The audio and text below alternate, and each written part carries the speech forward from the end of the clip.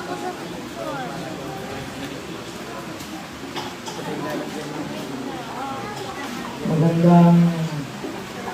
Magandang umaga sa lahat po. Tut, tut, tut, tut. Magandang umaga sa lahat. Yan. Salamat sa Panginoon. Akala ko natulog na.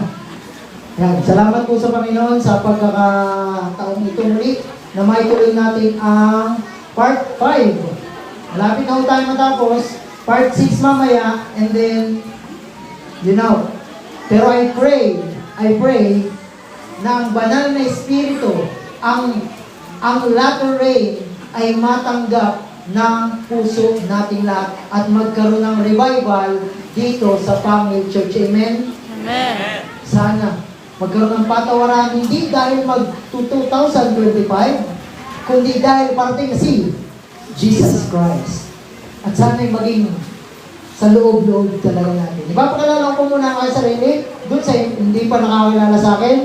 Ako po ay si Brother Roy Puntelo Pidakan. Ang aking pong asawa ay naka-brown. At ang aming anak ay si Genesis. At ang aming mga kasama na guro mula sa Philippine Adventist Medical Aviation Services o PAMAS. Kaya po may aeroplano doon sa PAMAS. At narito po kami sa dalawang bagay. Una ay dahil sa seryeng ito ng pag-aaral. Ang pag-aaral tungkol sa huling ulan. At ang padalawa ay para magbakasyon. Dahil ang Laguna raw ay maganda.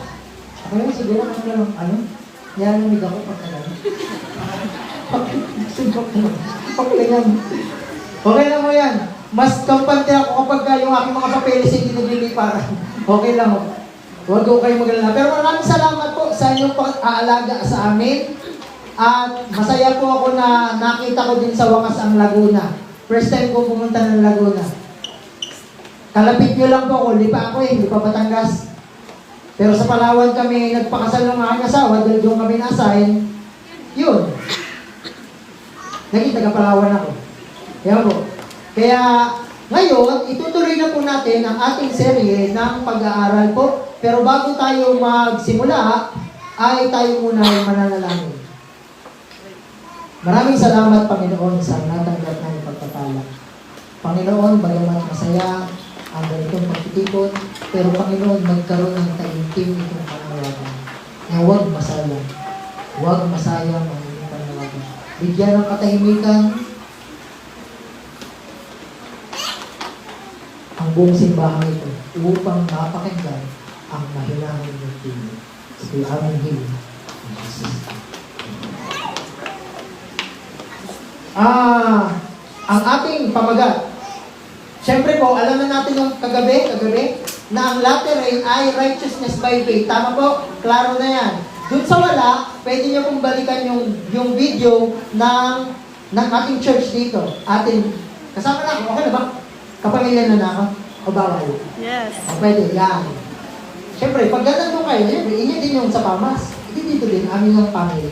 Hindi tayo lahat ng mga pamilya. Ano po? Alam na natin na ang righteousness ay latter rain din na ipapadala ng Holy Spirit na guro ng righteousness. Ngayon, ang pamagat po natin ay, eto na po, let His righteousness be poured out. Hayaan.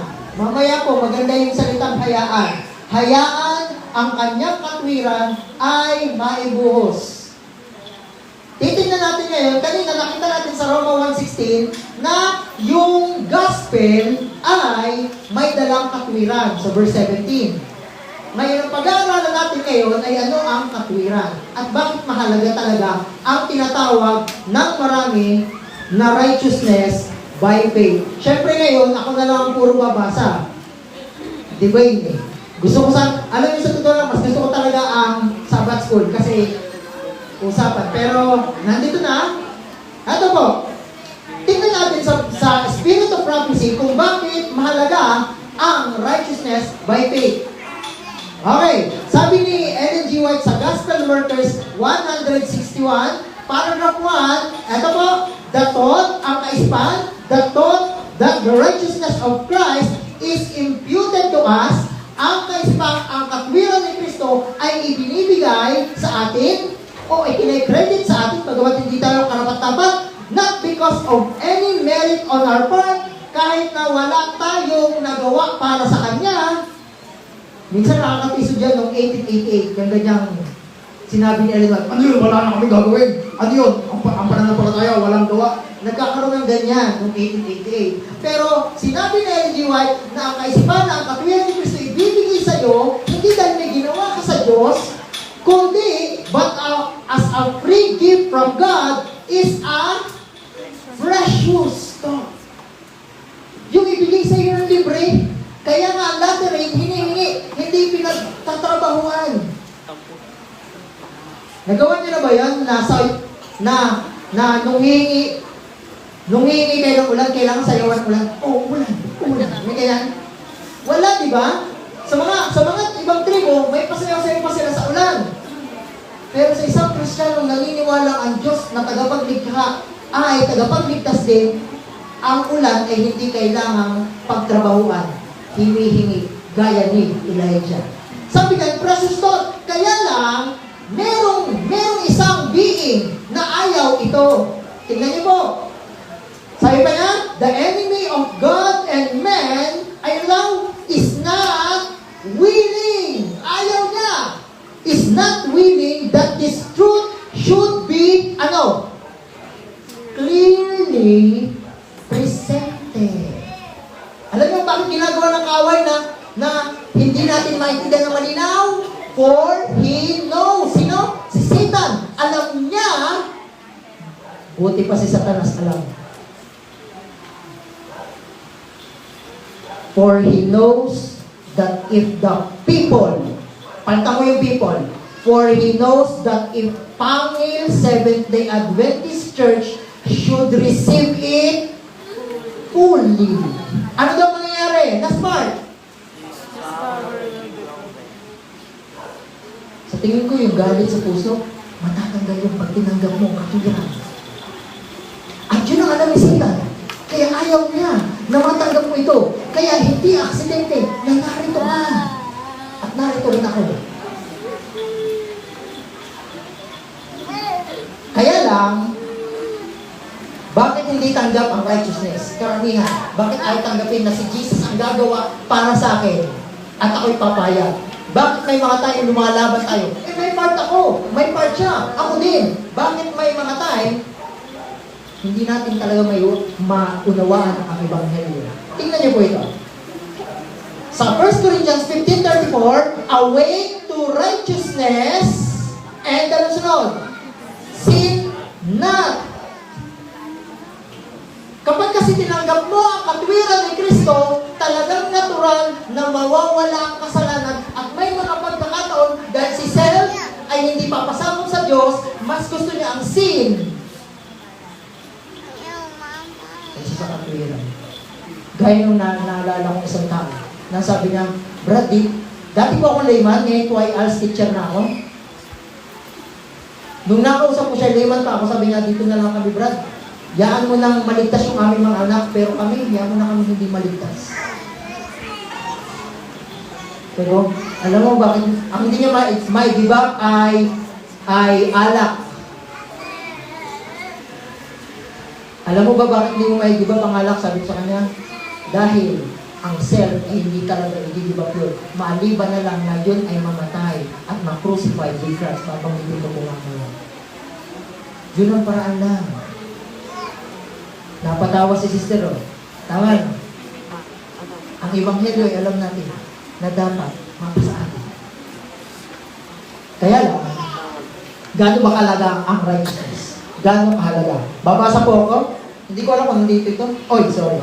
Mamaya na yan.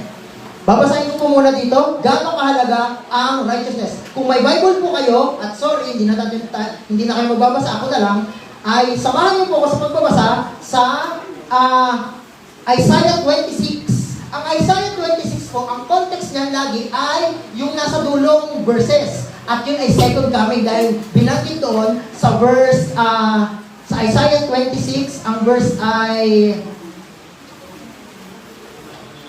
Sa Isaiah 26, ang verse natin ay yung pinakadulo, verse 20 at saka 21 at saka 19, ay tinutukoy yung muling pagkabuhay. Eh di second coming lang yun. Tama po? Kasi ang second coming ay yung muling pagkabuhay ay nandoon sa second coming.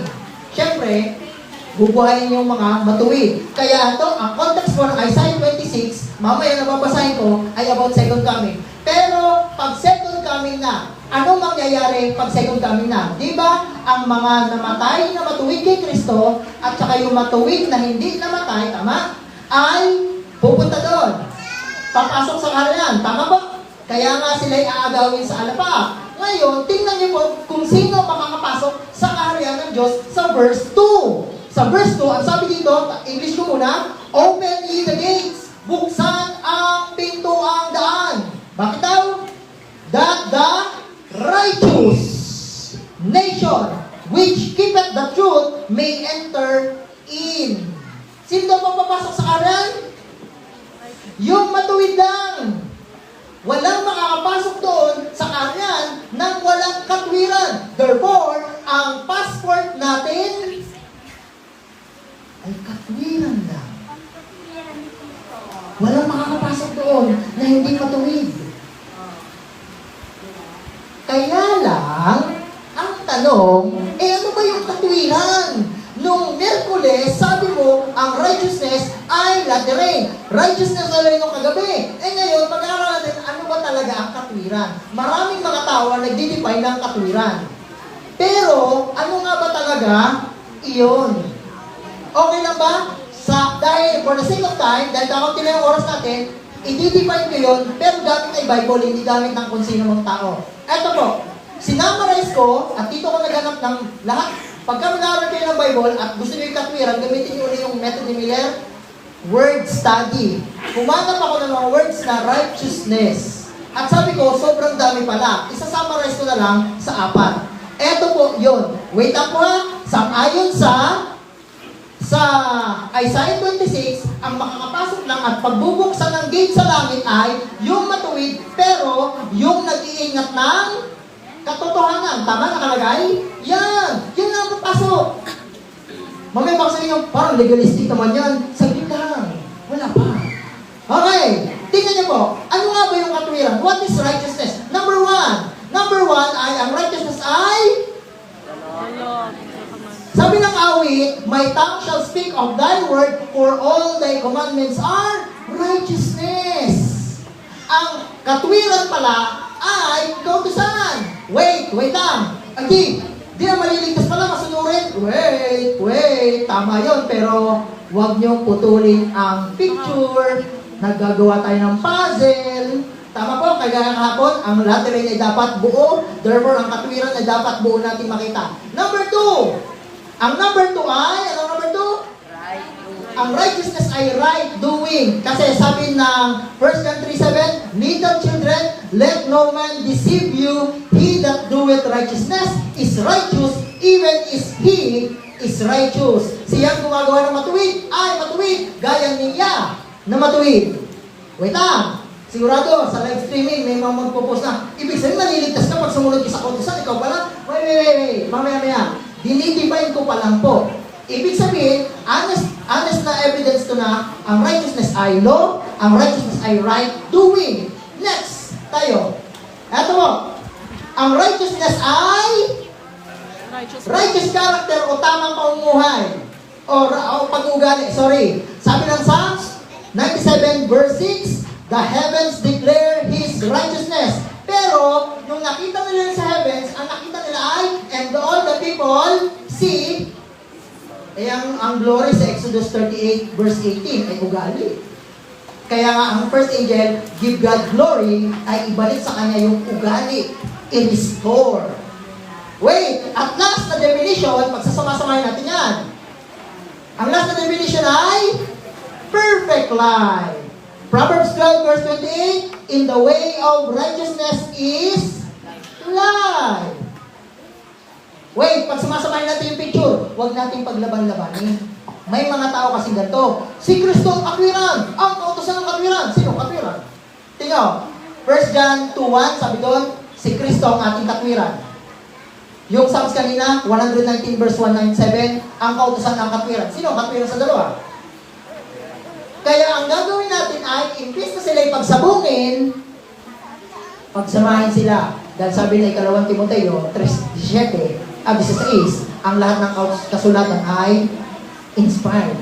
Pagsamahin sila. Okay, ano natin? Gawin nating big picture. Ang righteousness ay pagsunod sa kautusan, pagiging tama, matuwid na ugali, tamang ugali, at perpektong buhay. Ang makakapasok lang sa langit ay merong perpektong buhay. Pero ang naisipin na iba, walang perpekto, tao lang ako. Abay, tama ho yun. Pero dahan-dahan tayo. Dahil kung hindi ka perfecto, tatanungin kita, may makakapasok pa sa langit ngayong oras nito? Wala. Bakit? Romans 3, verse 10. Ang sabi doon, as it is written, walang matuwid, wala kahit isa. Question, yan ba ay absolute na wala talaga? Yes. Wala talagang matuwid. Ibig sabihin, walang sumusunod sa kautusan. Ibig sabihin, walang matuwid na buhay. Ibig sabihin, walang perfectong buhay. Kadalasan, nag-i-stay na tayo dyan. Sabi natin, tita mo, wala talagang maliligtas. Ay, walang matuwid, hindi dapat talaga.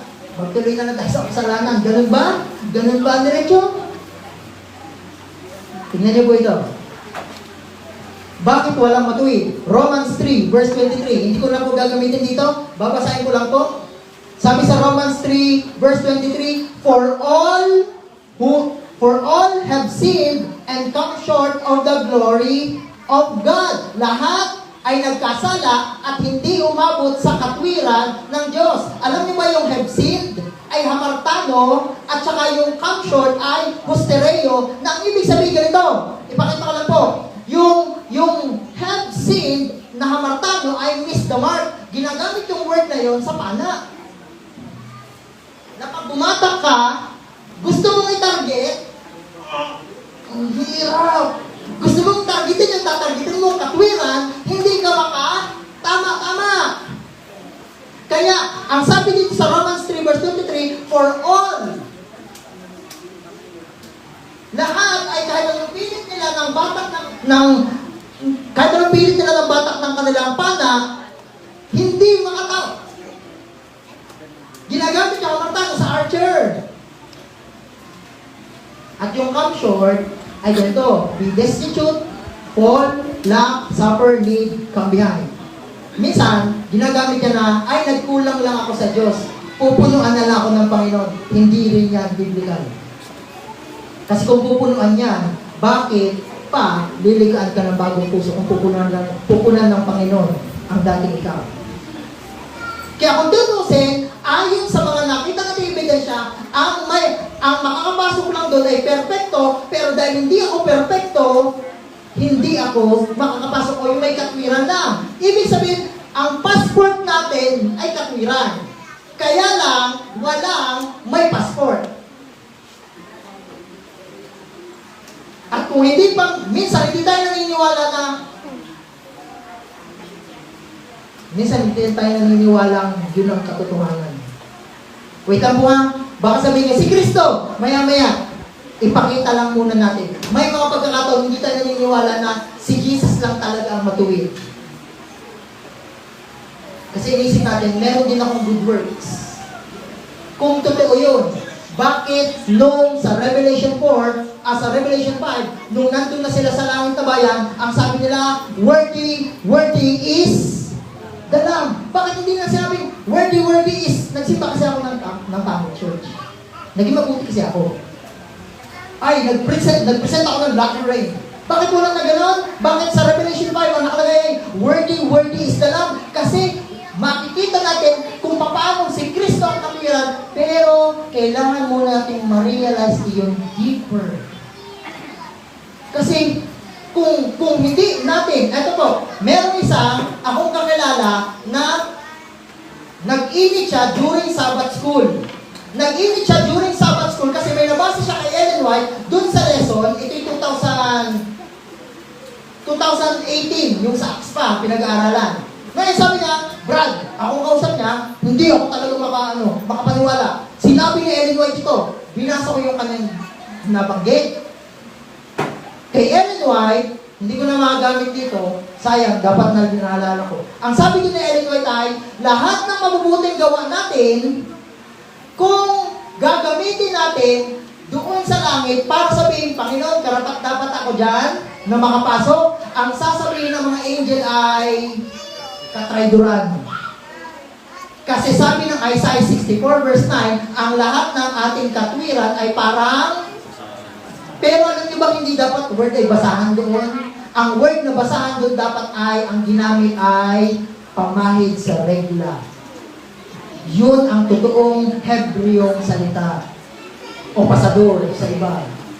Pag pinagmalaki ito, halimbawa, nasa langit ako. Panginoon, papasukin mo ako dyan sa langit. Nag-preach ako sa pangil. O sige, patingin ng katwiran. Ito yung aking katwiran. Baw. Dahil ang man ang gagawin ko, hindi ako papasa doon sa langit. At kung hindi pa rin tayo naniniwala, gagamit ang Panginoon ng paraan para mapaniwala tayo. Alam niyo bakit? Di ba righteousness by faith? Alam niyo ba ang word na faith ay sa Greek, pistis. Ang ibig sabihin nun ay persuasion o kumbinsido ka dapat.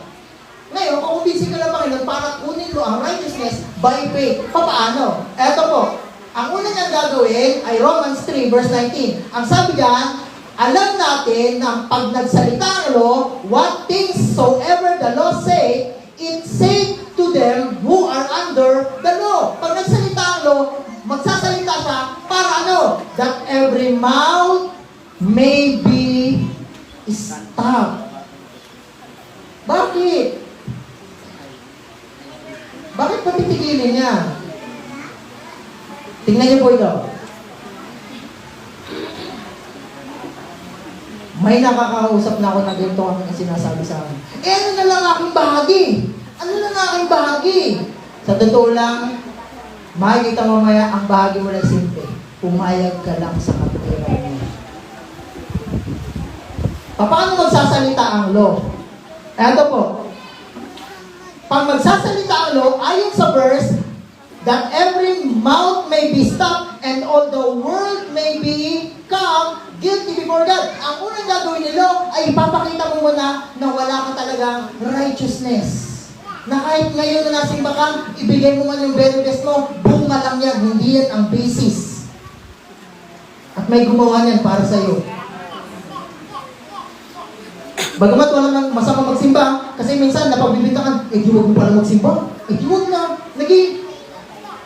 Nagiging imbalance. Di huwag na magbigay ng tithes. Hindi. Pero kung yan ang gagawin mo, Panginoon, di ako nandito sa langit, nagbigay kasi ako ng malaking tithes sa pangil.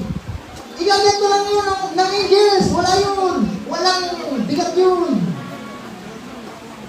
Ay, nag-missionary ako sa Pamas. Anak, yung katwiran mo sa pagkakas. Yan ang ginawa mo, ako din ang tulungan ng pangasa.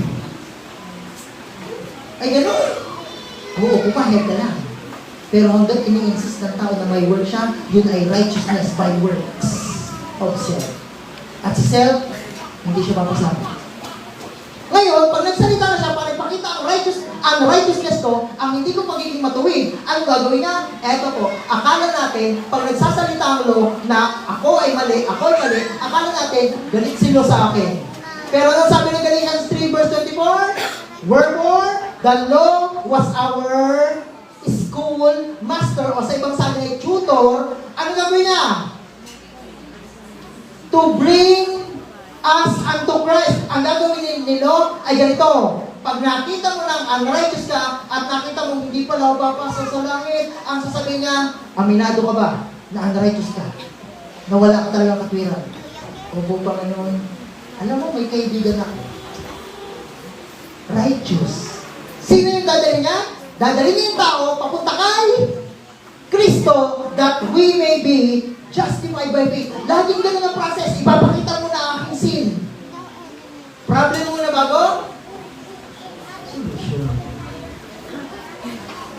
Paano niya gagawin yun? Paano? Wait nga, gawin na, lagyan natin. Ito gagawin ni Jesus. Paano mako-convince ako ng law na ako'y unrighteous? Sabi ni Isaiah, ni Prophet Isaiah, 42 verse 1, the Lord is well pleased for His righteousness. Ang righteousness ay not rain. Pero, para ma-accept mo ang righteousness ni Jesus, He will magnify the law and make it honorable.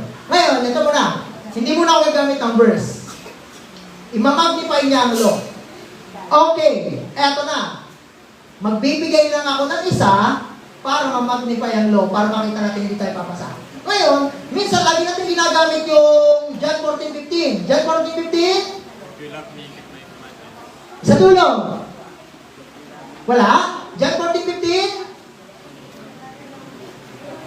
Lagi ginagamit yan. O, tama, kumain mo ang Panginoon. Sundin mo ang utos. I-challenge natin yung ganyong mindset ngayon.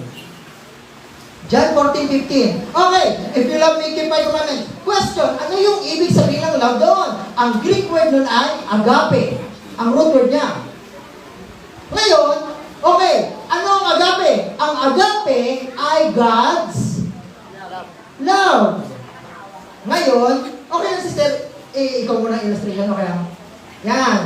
Tapos sino kayo ang pwede kong isa? Ipakita ko lang po, kasi kung Bible verse, matatagalan ako. Pero konti na lang tayo eh. Brother, si brother, ano pangalan brother? Ikaw na. Yan, dalawa kayo, dalawa. Yan, okay. Si Jesus, ang gagawin niya ganito. Diyan lang ikaw, brother. Ikaw ang kautusan. Okay na po? Ikaw ang gustong magbalik sa Panginoon. At ako ang mediator. Kasi ang gagawin lang niya, itadali niya ako. Sorry, ikaw si Jesus, ako na lang ang Lord. Okay lang? Para magkaiba naman. Okay. Ngayon, alam natin na ang law, ang Ten Commandments, ang nomos na word ay mas malaki pa sa Ten Commandments yan. Yan ay buong kautusan ng Diyos. Ngayon, ito gagawin natin. Pero, pa-explain na natin. If you love me, keep my commandments. Sasabihin nito, Panginoon, maliligtas ako. Bakit? If you love me, keep my commandments. Nakip ko ang love mo dahil may pag-ibig ako sa iyo. Okay, ano yung love doon? Agape. Okay. Question, may love ka ba para sa akin? Opo, if you love me, keep my commandments. Ginagawa ko naman. Okay, agape yun. May pag-ibig ka ba ng Diyos sa iyong puso? Meron. Okay, suriin natin yan. Okay. Ikaw si Jesus ha, ako kautusan. Okay. Ilalagay na lang natin sa pinakamadali. Love ang pag-uusapan, 1 Corinthians chapter 13. Ang sabi doon, sa 1 Corinthians chapter 13, verse 4,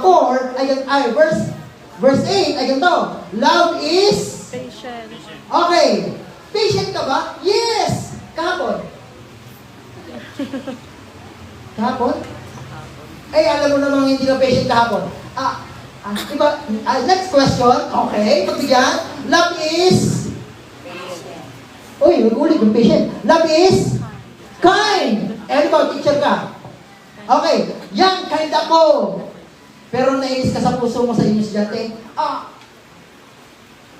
Yes. Okay, love is? Long suffering. Long suffering! Oy, matyaga akong teacher! Matyaga! Okay. Pero hindi ka nagreklamo once? Kahit minsan? Ano? Hindi na yung pasado yan.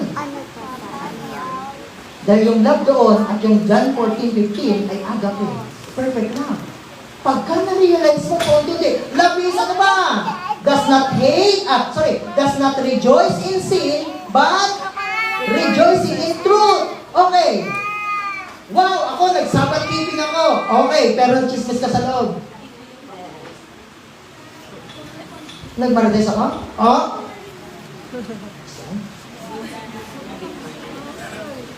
And then, pag inubos ng Panginoon ng tanong, to the point na magigibig ka na. May righteousness ka pa rin. May pagmamalaki mo pa ba you love me, keep my commandments? Maraming salamat. Wait, pala. May kulang. Ako na Lord, pag umamin na siya, hindi naman niya iiwan. Alam niyo, may kakilala ko, Galatians 3 verse 24, the law was our schoolmaster to bring us to. Dahil makikita mo, yung love na matyaga, love na mabait, nasa kanya, at yun ay makukuha mo. Papaano. Ayan to po. Maraming salamat. Yan. Pinatayo ko sila para illustration na. Hindi ko pinatayo sila na parang wala lang. Pinatayo ko lang sila as illustration. Okay na po? Yan. Tingnan niyo po ito. Akala ng iba, ang righteousness by faith ay walang kautusan. Hindi po.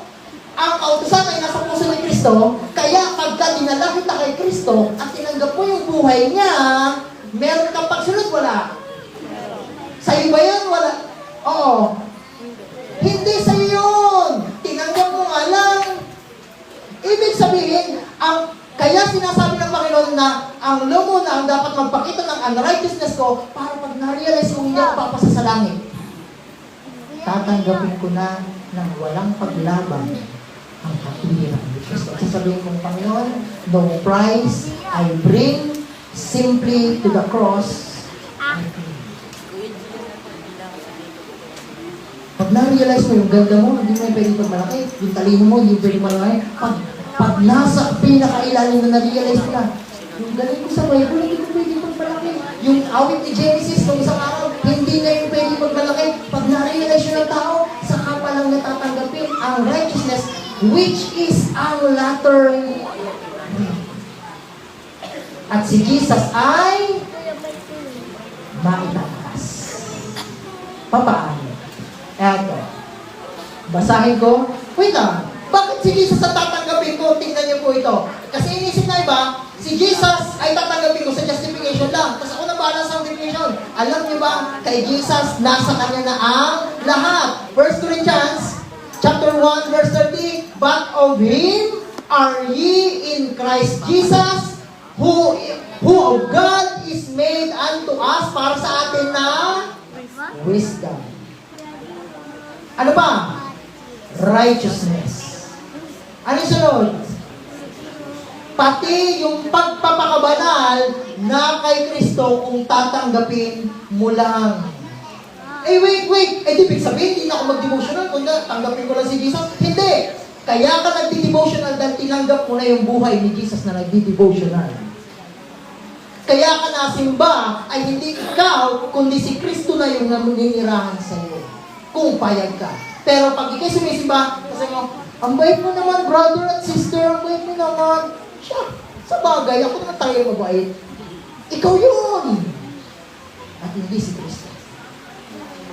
Ngayon, hindi mo babanggitin. Brad, ang galing mong mag-sermon. Uli ng Panginoon. Pero sa loob ko, oo naman. Hindi pa rin si Kristo. Bakit hinahalukay ni Jesus ng ganyan? Para tanggapin mo siya ng buo. Kasi pwedeng panlabas, tanggap ko siya. Tama po? Napanood mo na siguro ito. Pero, ang pagtanggap kay Kristo ay buo. Paano yung tatanggapin siya? Tingnan niyo po. Sorry. Basahin ko lang po dito. Romans 5 verse 10. Malapit na tayo magtapos. Romans 5 verse 10.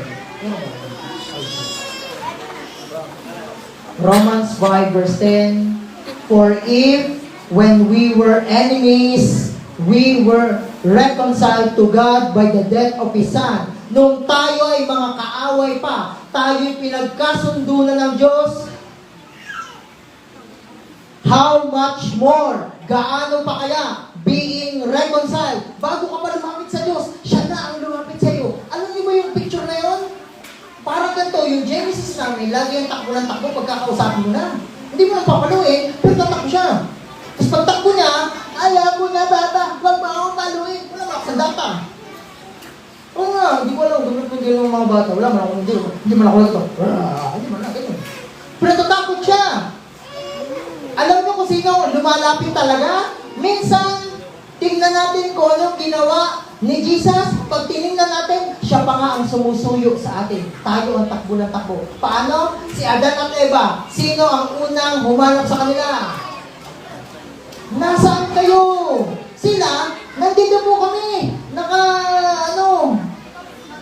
Naka-apron ng ano, pero kita ang puwet. Apron kasi yun. Kita ang puwet. Tama? Hinanap pa rin sila. Mga kapatid, bago ka pa lumapit minsan iisip natin, ako muna lalapit kay Kristo bago siya. Hindi, bago ka pa lumapit sa Kanya, matagal na siya na dumayo siya dito para hanapin ka. Yun nandiyan sa dulo, dumayo siya dito para hanapin ka. Bakit takbo ka ng takbo? At ito po, sa atin kasi, pag mga nanay, may ganito, anak, uwi na, may sandata kasi yung mga ganito. Pero kay Jesus, anak ko, magbalik. Wala akong galit sa'yo. Kasi, ang nakalagay dito, much more being reconciled, we shall be saved by His life. Maliligtas tayo sa pamamagitan ng buhay niya. Ibig sabihin, makakapasok ka sa langit kung tatanggapin mo ang matuwid na buhay ni Jesus. Kasi siya lang ang pumasa sa kautusan, hindi tayo. Kung tatanggapin mo yun, magiging masunurin ka dahil buhay yun ni Kristo sa'yo. Paano? Galatia 2:20. Pwede ba mag-request na kung may bumasok ng Tagalog? Galatia 2:20. Paano mo tatanggapin ang katwiran? Ito po ang pinakamadali lang. Pinakamadali. At sinasabi ko itong pinakamadali dahil totoong madaling tanggapin ang katwiran. Bakit? Sabi ni Jesus, Matthew 11, verse 28, verse 29 pala, my yoke is easy. And my burden is light. Hindi ka niya gustong pahirapan. Minsan naisip natin, pagsunod, mahirap. Alam mo ba't mahirap ang pagsunod? Kasi buhay ka pa. Dahil sarili pa rin ang sumusunod sa kautusan. Hindi nga ipapasa ako. Pero kapag ang Galatia 2:20 ay pinagbulayan natin at tinanggap gaya ng salita. Di ba ang salita kanina ay gumagawa, malikhain. Tingnan niyo po ito. Galatia 2:20, pakibasa. Gamit ng mic para malakas. Dahil yan ang mensahe ng ikatlong anghel. Sabihin ko po sa inyo, ng third angel's message. Galatians Ikaw na lang po. verse 20. Ako'y napako sa krus na kasama ni Kristo at hindi na ako ang nabubuhay, kundi si Kristo ang nabubuhay sa akin. At ang buhay na ikinabubuhay ko ngayon ay sa laman ay kinabubuhay ko sa pananampalataya. Ang pananampalataya na ito'y sa anak ng Diyos na sa akin ay umibig at ibinigay ang kanyang sarili dahil sa akin. Magtatanong po ako, salita ba yan ng Diyos? Anong sabi sa Deuteronomy 32, verse 2? Ang salita niya ay papatak na gaya ng ulan. Salita yan ng Diyos, no? Anong sabi diyan para matanggap ko raw ang buhay ni Kristo? Ako ay papayag na pako. Kailangan si self mamatay para si Jesus ang mabuhay in me. Ibig sabihin, kaya nahirapan tayo sa pagsunod dahil buhay si self na nagpupumilit na sundin ang kautusan gamit ang sarili. Imposible yun. Pero kung life ni Jesus yun na nasa iyo at alam natin si Jesus ay hindi sumusuway, hindi mo na magtatrabahuan yun. Papayagan. Minsan, ayaw natin payagan kasi sasabihin natin, si Jesus may part, ako din. Di kung gano'n, dalawa kayong tagapagligtas. Tinulungan mo pa si Jesus dahil hindi ka kaya. Lalapas ay gano'n. Pero kung papayag ka at aminin sa sarili mo na, Panginoon, yung inggit na hindi ko matanggal. Kaya ko tanggalin sa mukha. Pero hindi dito. Pero sasagot ng Panginoon sa'yo, kaya nga ako tagapagligtas para tanggalin ang lumang puso at palitan ng bagay. Puso ni Jesus. Alam niyo kung paano? Kami, tanggapin niyang ako'y namatay na. At alam niyo po kung bakit? Araw-araw ba dapat kamatayan dyan? Hindi isang beses. Araw-araw na pagsuko ng sarili. At si Kristo na mabuhay. Ibig sabihin, ganito mangyayari. Kung makita niyo akong mabait, si Jesus yun. Pag nakita niyo akong masama, si Sir Roy yun. Si Roy talaga yun. Na wala mabuti kahit isa. Pero pag si Jesus na nakita, may ganito na. Alam niyo kung bakit yung tupa at saka yung kambing sa Matthew 25 ay sinabihan, pinakain mo ko, binihisan, dinalaw. Tapos sabi ng tupa, kailan? Tapos sabi ng kambing, sabi ni Jesus, pinakain mo ko, binihisan. Kailan hindi namin ginawa yun? Sabi mo nila, tama? Alam niyo yung sagot ni Jesus? Yung ginawa mo sa iba, ginawa mo sa akin. Pero bakit hindi alam nung tupa? Very good. Sana mabuhay sa iyo ang seed na yan na kapag gumawa ka ng mabuti, hindi ako, kundi si Kristo. Galatians 2:20 nakalagay na I am Christ. At alam niyo ang tawag doon? Kung anong tawag? Nasa verse 10. Pag English ang binasa, ako muna sa English ang babasa. Ang nakalagay ay ganito sa English. Ang sabi ay, I am crucified with Christ, nevertheless, I live, yet not I, but Christ live in me, and the life which I now live in the flesh, I live by faith. Ang pagtanggap sa latter rain ay living. At least nakikita mo na ng grand picture.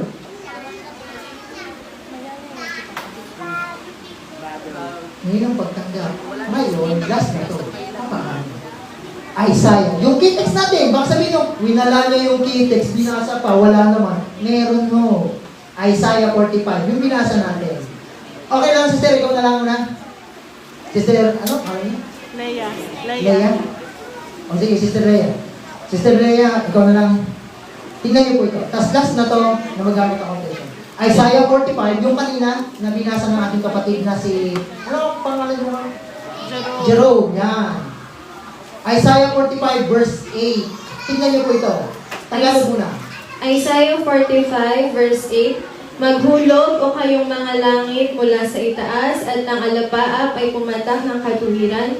Bumuka ang lupa upang maglabas siya ng kaligtasan at ang katuwiran ay lumabas na kasama niyaon akong Panginoon ang lumikha. Sino daw ang lumikha ng katuwiran? Ibig sabihin, pinapakita lang na hindi ka ang gagawa ng katwiran. Huwag kapatid, huwag, makikiusap ako, hindi ka maliligtas niya kung ikaw ang gagawa ng katwiran. Siyempre, hindi rin naman maliligtas yung sumusuway, pero may solusyon. Payagan mo ang Panginoon. Alam mo bakit? Tingnan nyo, ulan ba ang pinapakita ng katwiran dito sa verse ulan? Mahulog tama? Nakatagalog sa Tagalog, mahulog, tama? Mahulog ka o mga langit mula sa itaas at ang kalangitan ay magpaulan ng katwiran, magpaulan. Pero alam niyo sa English, mas malinaw kung anong mangyayari pag pumayag ako na I am crucified. Babasahin ko sa English. Ididiin ko lang, hindi ko na tinilagay dito. Dapat nilagay ko na lang. Eto nakalagay po sa English, drop down ye heavens from above and let the skies pour down righteousness. Let the earth open and let them bring forth salvation and let righteousness spring up together. I, the Lord, have created thee. Anong paraan para gumana ang katwiran sa iyo? Huwag mong labanan, payagan mo.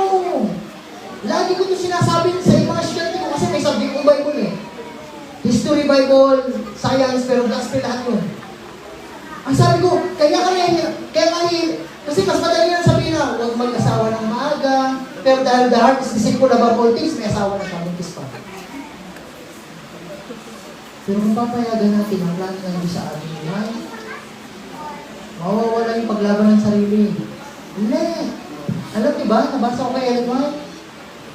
Do not strive to shine. Nag-comment siya sa Matthew 5:14. Do not strive. Huwag kong pagsikap ang magliwanag. Minsan inisip natin, ay magtitig ako, missionary. Wow, nagsusulikap ka.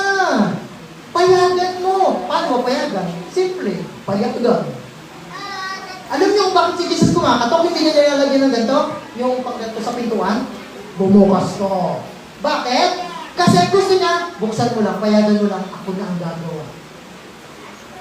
Dahil yung buhay ko ay aktibo. Gumagawa yun. Saan ko nabasa? Philippians 2:13. For it is God who works.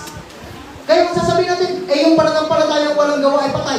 Yung pananampalatayang hindi gumagawa yun, pag hindi gumagawa yun sa inyong buhay, patay talaga. Pero pinabayaan niyo yung gawa ng Diyos, yun ang works of faith. Kasi yung works nyo ni Jesus, hindi mo yung works. Kaya ngayon, mangyayari, ako ay sisimba dahil buhay ni Jesus to, hindi ko to buhay. Ako ay magbibigay ng tithes, ako ay nagaganito, ako ay nagaganyan, dahil si Jesus, hindi ako yon. At kaya ako mabait, hindi dahil ako, kundi binigyan ako ng bagong last quotation. Okay lang, hihiling ako sabay-sabay na lang natin. Sabi ni A.T. Jones, itong 1889, pagkatapos niyang salagin ang Sunday Bill. Alam niyo, nakita ko, pagkatapos niyang pumunta sa Kongreso, lilipat na naman siya para mag-sermon ng righteousness by faith. Tingnan niyo itong sabi niya. Ito ang comment niya sa Galatia 3 verse 24. Ready? Begin.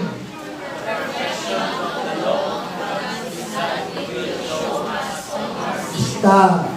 Ang perpektong kautusan, ang gagawin noon ay ipakita talaga ang ating sin. Wala siyang ibang gagawin. Paano kayo liligtas sa sin kung hindi niya ipapakita yun?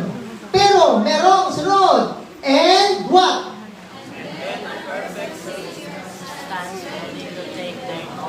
Kaya ginawa ko yung illustration kanina. Para pag na-realize na finally ng tao na wala siyang kapiran, humble na siyang lalapit kay Kristo. Dahil naakit siya, na mahal pa rin siya ni Jesus, bagamat hindi siya karapat. Tatayo yung sabi dito, then as perfect Savior stands ready to take them all away. All away. Minsan pa nagbabasa tayo ng 1 John 1:9, sasabihin natin, if we confess our sins, He is faithful and just to forgive us and to cleanse us from all unrighteousness. Pero minsan isip natin, pagkatapos, in Jesus' name, amen. Napatawad kaya ako? Dapat. Bakit? Nag-promise siya, hindi siya nagsisinungaling. Pwede kang makamove on kasi yung nakaraan mo, Isaiah 43, verse 18, huwag mo nang alalahanin pa. Kalimutan mo na nakaraan. Kaya ka nabalik na eh. Dalaga mo pa rin. Baggage lang yun. Tayo mo na lang. Ang sunod niya sinabi, 1, 2, 3, go!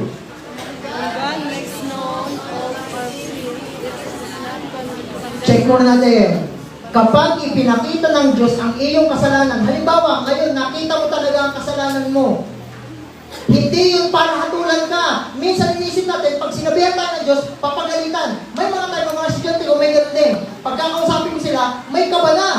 Gaya na nakasira ng bakod sa amin. Nasira na yung bakod, tapos sabi ko, lapit ka lang dito, may sasabihin ako, kinakabahan agad. Pagka sasabihin ng Diyos ang kasalanan ko at kasalanan mo, hindi siya galit. Hindi niya hatulan. Ano gagawin niya?